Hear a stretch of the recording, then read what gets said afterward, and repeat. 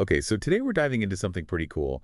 Wordly mapping. Oh, yeah. You shared some excerpts from Simon Wardley's work, and I gotta say, this is some, like, next-level business strategy stuff. It's a different way of looking at things. It really is, and we're zeroing in on climatic patterns, those forces that shape entire industries, you know? Right. Like how most business strategy is like checking the weather forecast. Well, this is like understanding the climate you operate in. Yeah, it's about seeing those long-term trends that most people miss. Exactly. And then figuring out what to actually do about them, which is the real challenge. Right, and you shared a case study about this fictional company, Techno Gadget Inc. Yes. They make smart thermostats. Okay. It's fictional, but super relatable. Yeah.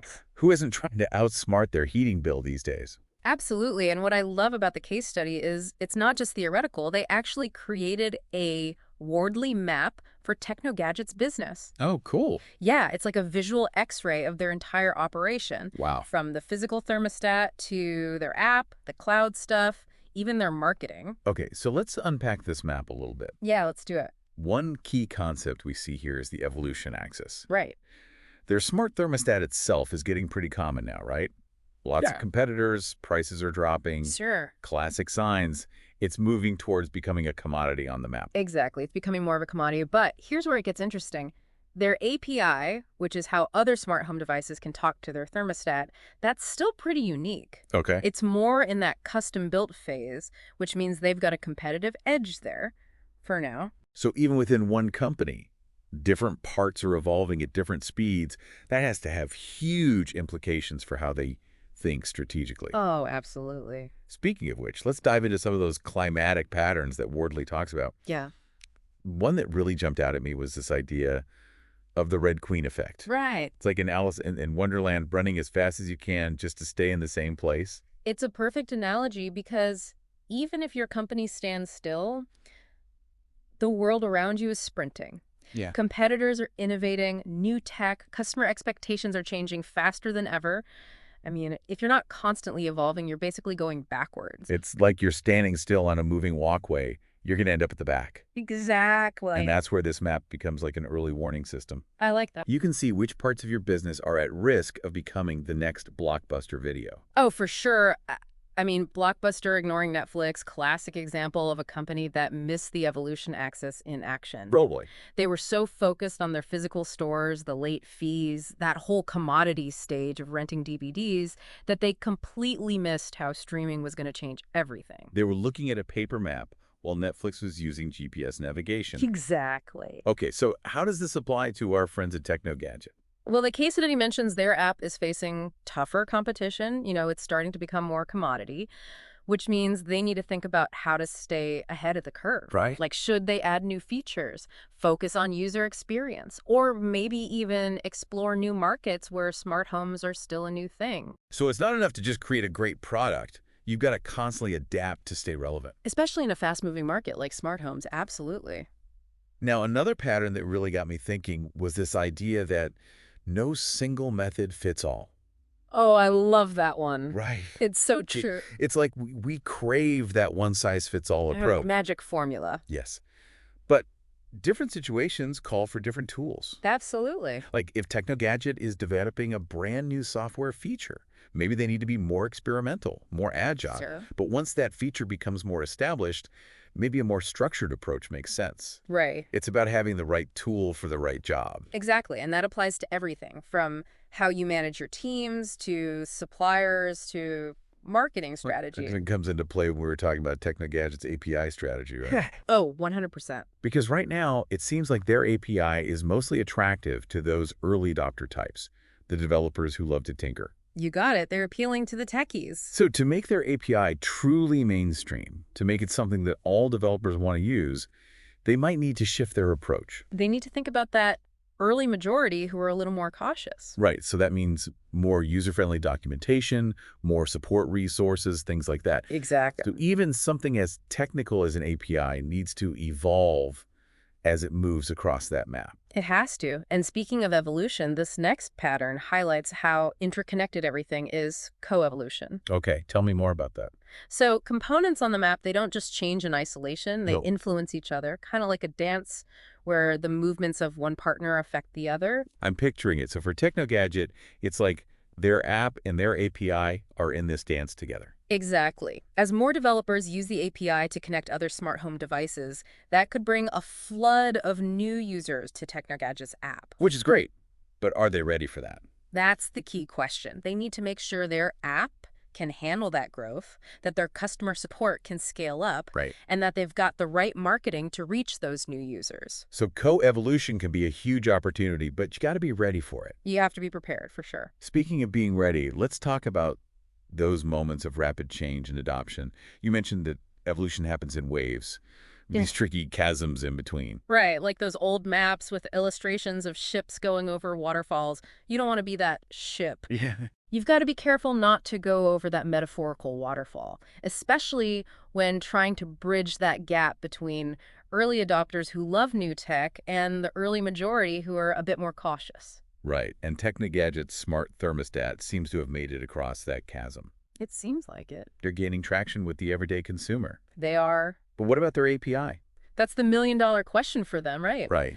They're appealing to those early adopter developers, which is great for initial growth, but to really become mainstream, they'll need to bridge that gap to the wider developer community. Okay, so how do they do that?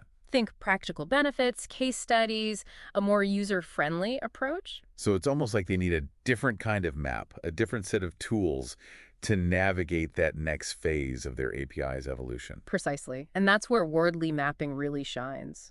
Okay. It helps you anticipate those waves of adoption and plan accordingly, whether you're selling smart thermostats or building the tech that powers them. One pattern that kind of blew my mind was commoditization doesn't equal centralization. Yeah. I always fear, like, once something becomes a commodity, game over, right? Right. The big guys swoop in and it's like their game to lose. It's a common assumption, Yeah. especially in tech. But think about something like electricity. Okay. It's a commodity, right? We don't have just one giant power plant for the entire country. That's true. There are local power companies, different energy sources, like the whole grid thing. It's way more complex. Yeah. And it's the same with a lot of commodities, right? Sometimes it's government regulations. Okay. Sometimes it's local needs. Sometimes it's just more efficient to have things decentralized. So even if, like, smart thermostats become as common as, I don't know, toasters, Sure. that doesn't mean that, like, a Google or Amazon is just going to take over the whole market. Not at all. Technogadget might find ways to differentiate, even in a commodity market, right? Right. Maybe they focus on a niche, like super energy efficient homes, or integrate with local energy providers, right? Interesting. They could be the go-to for a specific customer, a specific problem. So they become the, like, artisanal, handcrafted, small batch, Exactly. smart thermostat company. Right. I like it. But speaking of big players, one pattern that makes me think about those giant tech companies is higher order systems create new sources of value. Yes. And tell me more about that, because that sounds really interesting. It's all about how things evolve from those individual components into those complex systems that unlock these new possibilities, right? Like, imagine if smartphones were just phones Yeah. and nothing else. No apps, no internet, no camera. I'd probably still be using my flip phone. Right. It was the combination of hardware, software, connectivity, that higher order system that created a platform for this whole new world of apps and services. Is like, those building blocks we had as kids. You can stack them up one by one, or you can build something really amazing. Totally. So how does TechnoGadget, with their already pretty cool smart thermostat, how do they start thinking about building those amazing higher order systems? Well, they're in a prime position. Imagine if they integrated their thermostat with other smart home devices, security systems, lighting, appliances, right, to create a seamless home automation experience. They're not just selling a product anymore. Exactly. They're creating an ecosystem. And that's where the real value is. Wow. Now, this next one is one that I think we can all relate to. Efficiency does not mean a reduced spend. Oh, yeah. This one kind of messes with my brain a little bit. It's counterintuitive Yeah. because we're so used to, if I make it more efficient, I spend less money. Right. But it's not always the case. It's like that saying, work expands to fill the time available. Yes. And we talked about this, the Jevons paradox. Oh, right. Yeah, so if we make something more efficient, we just find new ways to use it. Exactly. Even more of it. Which can lead to higher spending. So let's say TechnoGadget makes their API super efficient for Oh, developers. okay. Does that automatically translate to more money for them? It depends. It's like, are those developers actually building things that people want to use? That's the question. If their API is powering a whole ecosystem of like amazing smart home experiences, Yeah. then yeah, they're going to see some returns. But if they're not, then it was a waste of efficiency. Right. So it's not about the efficiency of the API itself. Okay. It's the value that it enables, the ecosystem it supports, Okay. the demand that it generates. Yevon's paradox, definitely one to keep in mind. For sure. But back to money for a second. Okay. Another pattern you highlighted was future value is inversely proportional to the certainty we have over it. Oh, I like that one. So basically, the less sure we are about something, the more valuable it might be. Right. That's a tough one. It is, And yeah. but it speaks to the nature of risk and reward, Okay. right? The things that are sure bets, those safe, predictable investments, Yeah. they usually don't offer massive payoffs. Right. It's like, those lottery tickets. Exactly. The odds of winning are astronomically small, but the payout is so huge. But people still buy them. Exactly. And it's the same in business. Those early stage innovations, those Yeah. unproven markets, they're Yeah. inherently risky, Right. but they also hold the potential for those massive rewards Okay. that can make or break industries. So if TechnoGadget wants to find those game-changing opportunities, Yeah. they need to be willing to explore those areas where the future is a little fuzzy. A little uncertain, and that takes, Yeah. guts, A little vision, bit of a leap of faith. a little bit of a leap of faith for sure. So let's say they have an idea for this new API feature. Okay. That could be groundbreaking, a little risky, something that, pushes the boundaries a little bit. Pushes the envelopes. What do? Do they go all in? That's where those strategic decisions come in, Okay. right? They might not want to bet the farm on it, Yeah. but they don't want to dismiss it outright either. Well, So maybe they dedicate a small team to it, Cool. build a prototype, test the waters a little bit. So balancing that exploration of the unknown with, a healthy dose of reality. Exactly. Managing that risk, Okay. testing assumptions, being prepared to pivot. Right. So this makes me think about how important it is to stay agile, adaptable. Absolutely. Especially in a field like technology. Oh, for sure. Which reminds me of that pattern. Efficiency enables innovation, right? Yeah. It's about componentization, Exactly. breaking down complex systems into smaller reusable parts. It's like building a house, right? Yeah. You don't build a house from scratch every time. Right. You have those standardized components. Okay. You can assemble them in different ways, much more efficient. Okay. I can see how that applies to, physical things. Sure. But what about TechnoGadget software? How does that work? Same principle. Let's say they build their software using this modular approach Okay. with reusable components that can be easily, combined and reconfigured. Okay. That makes them more efficient because they're not constantly reinventing the wheel. Gotcha. So that frees them up to experiment, Exactly. to try new things. To innovate more cost effectively. So it's like they're building a more adaptable, more future-proof business. You got it. Now, this next pattern really speaks to our increasingly connected world, Yeah. which is evolution of communication mechanisms can increase the speed of evolution overall. Right. It's incredible how much faster things evolve when we can share information more efficiently. Yeah. Think about the internet. Right. How much it's accelerated innovation in a few decades. It's like going from carrier pigeons to email. It's Yeah. a little bit of a game changer. A slight improvement, but how does that apply to TechnoGadget? Right, because they're already using email, I assume. Of course, but it's more than just the tools. Yeah. It's about creating those communication ecosystems. Okay. Those feedback loops that allow information to flow more freely, more quickly. Right. So maybe they create a dedicated online forum Okay. where developers can connect Yeah, sure. and share code snippets, troubleshoot problems. It's like crowdsourcing their innovation. Exactly. The more efficiently they can share information, Yeah. the faster that whole ecosystem can evolve. Okay, so building a strong communication ecosystem can really boost innovation. Totally. It makes me think about how important a solid foundation is for any kind of growth, Oh, yeah. which reminds me of that pattern we talked about earlier. Increased stability of lower order systems increases agility and speed of recombination. You got it. Sounds a little counterintuitive. It does. But the more stable those foundational elements are, the more freedom you have to experiment and innovate at those higher levels. So it's like if TechnoGadget's core software is rock solid, reliable, Right. their developers can like focus on building those cool new features Yeah, it's just instead of constantly having to fix bugs. like building a house on solid ground versus on shaky sand, right? Right. Strong foundation allows for more creativity and risk-taking because you're not constantly worried about things falling apart. So for Technogadget, that could mean like investing in really rigorous testing, security measures, Yeah. all that behind the scenes stuff that most customers like never even see. Exactly. Create that invisible bedrock of reliability that allows them to be more agile and innovative on the front end. Speaking of which, this whole conversation has really got me thinking about how businesses need to like adapt to those big unpredictable changes, those disruptions. For sure. What are your thoughts on navigating that, especially given that pattern change is not always linear, which is so true? Yeah, it's one of the most important things for businesses to understand. Right. We tend to assume that progress happens in a straight line, but it rarely does. It really doesn't. Think about cryptocurrencies. Yeah. They came out of nowhere, the explosion of AI applications. Right. Those are prime examples of nonlinear change. It's like those moments in history where like everything suddenly shifts and the old rules no longer apply. Exactly. So how do businesses even begin to like prepare for that? Well, it's less about, predicting the future with certainty and more about cultivating that mindset of adaptability and responsiveness. Being able to roll with the punches. Exactly. So Technogadget, for example, they should be asking themselves, what if our market changes in a way we haven't anticipated? Oh, that's a scary question. It is. Or what if a completely new technology emerges that disrupts everything?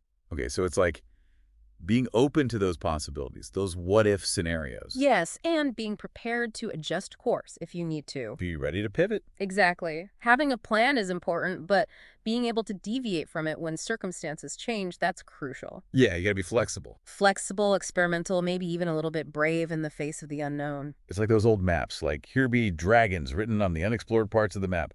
Businesses need to be ready for the dragons. That's a great analogy.